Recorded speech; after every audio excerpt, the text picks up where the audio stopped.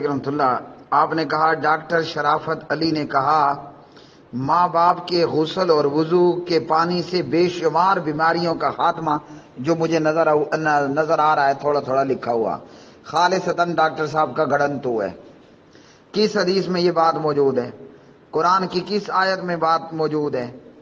کس امام کس صحابی نے یہ بات بتائی ہے؟ تو یہ ٹوٹل گھڑنتو شروع ہو چکے ہیں۔ ماں باپ کے غسل اور وضو کے پانی سے بے شمار بیماریاں ختم، یہ خالصتاً ایک گھڑنتو ہے۔ نہ اس کا ذکر قرآن پاک میں ہے، نہ اس کا ذکر نبی علیہ السلام کی حدیث میں ہے، نہ اس کا ذکر صحابی کے قول میں ہے، نہ اس کا ذکر کسی امام اور فقیہ کے قول میں ہے۔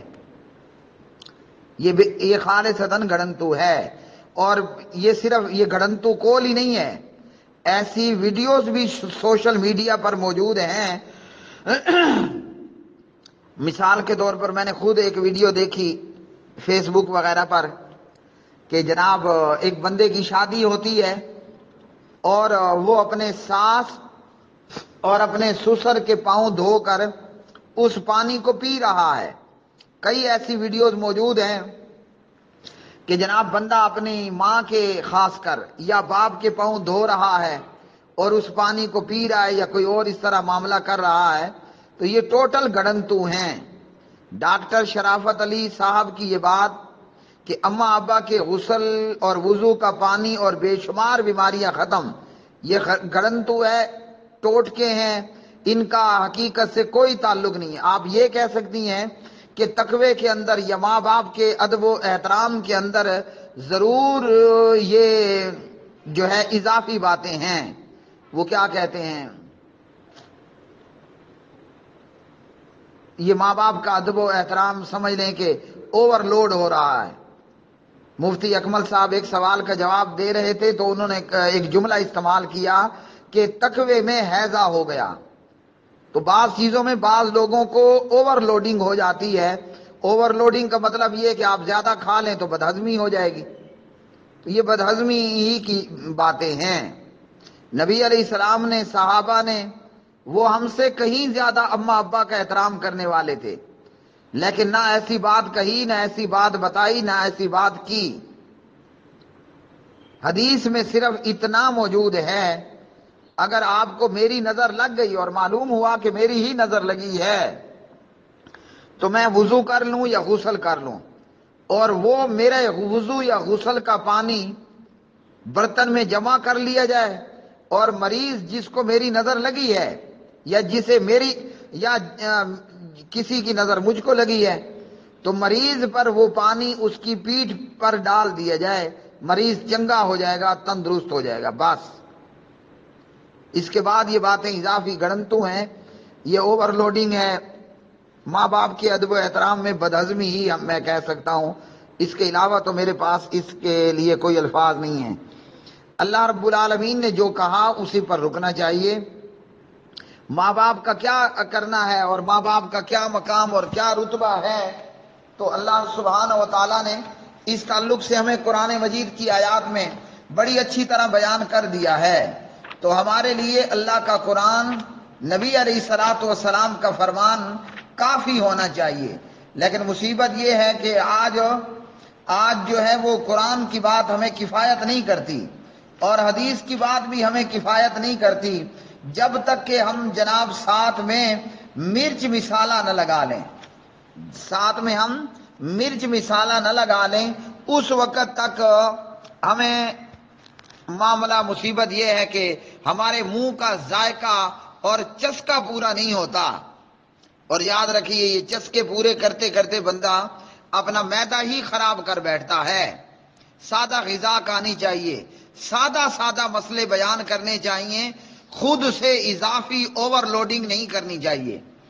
ماں باپ کے تعلق سے بہت ساری آیات موجود ہیں، احادیث موجود ہیں، میں صرف سورہ لقمان میں سے آپ کو پڑھ کر دیتا ہوں بغیر کسی مرچ مسالے کے۔ یہ کافی اور شافی بات ہے، نہیں تو جتنا مرچ مسالہ آپ استعمال کریں گے، جیسے کھانے میں معدہ برباد ہوگا، اسی طرح اعمال میں اعمال خراب ہوں گے۔ اعوذ باللہ من الشیطان الرجیم وَوَصَّيْنَا الْإِنسَانَ بِوَالِدَيْهِ حَمَلَتْهُ أُمُّهُ وَهْنًا عَلَى وَهْنٍ وَفِصَالُهُ فِي عَامَيْنِ أَنِ اشْكُرْ لِي وَلِوَالِدَيْكَ إِلَيَّ الْمَصِيرُ وَإِن جَاهَدَاكَ عَلَىٰ أَن تُشْرِكَ بِي مَا لَيْسَ لَكَ بِهِ عِلْمٌ فَلَا تُطِعْهُمَا وَصَاحِبْهُمَا فِي الدُّنْيَا مَعْرُوفًا وَاتَّبِعْ سَبِيلَ مَنْ أَنَابَ إِلَيَّ ثم إِلَيَّ مَرْجِعُكُمْ فَأُنَبِّئُكُمْ بِمَا كُنتُمْ تَعْمَلُونَ۔ اس آیت کا ترجمہ سننے سے پہلے میرے سامعین اور سامعات تلاوت کرتے ہوئے میرے دماغ میں یہ بات آئی، میں جو زبان پہ بھی لا رہا ہوں، جن لوگوں کو قرآن پڑھنا نہیں آتا نا وہ پھر ٹوٹ کے بیان کرتے ہیں، جن لوگوں کو حدیث پڑھنا نہیں آتا وہ پھر یوں ہی چٹکلے بیان کرتے ہیں۔ جب قرآن آتا ہو نا، جب قرآن آتا ہو تو یقین کریں جس کو قرآن آتا ہے وہ ٹوٹے اور چٹکلے بیان نہیں کرے گا، وہ ادھر ادھر کی لمبی لمبی نہیں چھوڑے گا، وہ بدہضمی نہیں پھیلائے گا۔ میں ایک ادنا سا طالب علم ہوں، قرآن کی کہیں بھی کوئی آیت موجود ہوتی ہے قرآن میں تو الحمدللہ بحمد اللہ و بفضل اللہ و بنصرت اللہ تعالی سوال ہوتا ہے آپ کا، فٹ سے قرآن کی وہ آیت دماغ پہ آ کے باقاعدہ ٹنگ ٹنگ کرتی ہے کہ لو جی میں آ گئی ہوں اب مجھے پڑھو۔ تو یہ آیت تلاوت کرتے ہوئے یہ دو آیات ہیں سورہ لقمان کی، ورنہ ماں باپ کے حوالے سے سورۃ البقرہ میں موجود ہے، ماں باپ کے حوالے سے سورۃ الاحقاف میں موجود ہے، نبی علیہ السلام کی احادیث کے اندر موجود ہے اور بے شمار جگہوں پر۔ تو جس کو قرآن آتا ہوگا وہ ٹوٹکے اور چٹکلے نہیں بیان کرے گا، وہ سادہ سادہ قرآن بیان کر دے گا، قرآن پڑھ دے گا۔ اور جس کو قرآن نہیں آتا ہوگا نا وہ ادھر ادھر کی ہزاروں ہانکتا رہے گا۔ تو ماں باپ کے غسل اور وضو کے پانی سے بے شمار بیماریاں ختم۔ یہ کس نے کہا ہے؟ کس نے کہا ہے؟ یہ قرآن کیا کہتا ہے سنو۔ ہم نے انسان کو اس کے ماں باپ کے متعلق نصیحت کی، اس کی ماں نے دکھ پہ دکھ اٹھا کر اسے حمل میں رکھا اور اس کی دودھ چھڑائی 2 برس میں ہے۔ کیا نصیحت کی ہے، کیا تاکید کی ہے؟ فرمایا میری اور اپنے ماں باپ کی شکر گزاری کر، میری ہی طرف لوٹ کر آنا ہے۔ اب اللہ رب العالمین نے ماں باپ کے متعلق نصیحت کہا، تاکیداً حکم دیا، ماں کا مقام بھی بیان کر دیا کہ تجھے ماں نے اپنے پیٹ میں 6 ماہ یا 9 ماہ رکھا، پھر تجھے اپنے سینے سے لگا کر 2 سال دودھ پلایا، بہت بڑی محنت ہے۔ کرنا کیا ہے؟ فرمایا کہ ماں باپ کا شکر ادا کرنا ہے، ان کی شکر گزاری کرنی ہے، ماں باپ کی خدمت کرنی ہے، ماں باپ کی اطاعت کرنی ہے، ماں باپ کا کہنا ماننا ہے۔ لیکن رکیے، اگر ماں باپ بھی کوئی برا کہیں کہ جاؤ اللہ کے ساتھ شرک کرو تو پھر ہرگز ماں باپ کی نہیں ماننی۔ اگر ماں بلا وجہ بغیر ریزن تجھے کہے کہ جا اپنی بیوی کو آگ لگا دے یا اپنی بیوی کو طلاق دے دے، کوئی نہیں ماننی اماں ابا کی۔ اور اگر وہ دونوں تجھ پر یعنی اماں ابا اگر وہ دونوں تجھ پر اس بات کا دباؤ ڈالیں کہ تو میرے ساتھ شریک کر، شرک کر جس کا تجھے علم نہ ہو، تو ماں باپ کا کہنا نہیں ماننا۔ ہاں دنیا میں ان کے ساتھ اچھی طرح بسر کرنا ہے اور اس کی راہ چلنا جو میری طرف جھکا ہوا ہو۔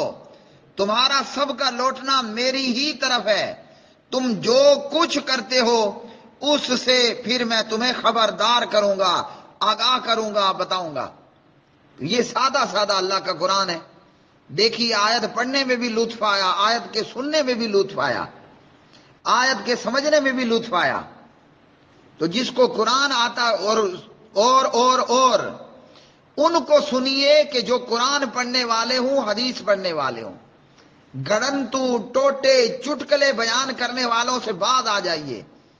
جس طرح فاسٹ فوڈ آپ کے معدے کا ستیہ ناش کر دیتا ہے، اسی طرح یہ چٹکلوں پر موجود مسئلے آپ کے اعمال کو بگاڑ اور خراب کر دیتے ہیں۔ آج سوشل میڈیا پر کہ جناب کوئی اپنی ساس اماں کے پاؤں دھو کے پی رہا ہے، کوئی اپنے ابا کے پاؤں دھو کے پی رہا ہے، اور کوئی اپنی سگی ماں کے پاؤں دھو کر پی رہا ہے۔